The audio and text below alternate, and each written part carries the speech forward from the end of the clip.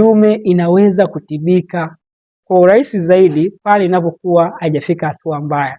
Lakini wanaume wengi wanadharau dalili za awali kama vile kupata hali ya kukojoa mara kwa mara inapokuwa nyakati za usiku, kupata ugumu kwenye kuanzisha mkojo mpaka hali inafika kuwa mbaya zaidi.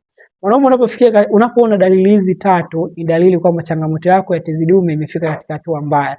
Unapoona unapata mkojo wenye damu, mkojo wako unatoka polepole au unashindwa kabisa kukojoa, lakini vile vile unapoona unaanza kupata maumivu ya mgongo, kiuno au maumivu ya mifupa, dalili hizi zinaashiria kwamba changamoto yako imefika hatua mbaya zaidi.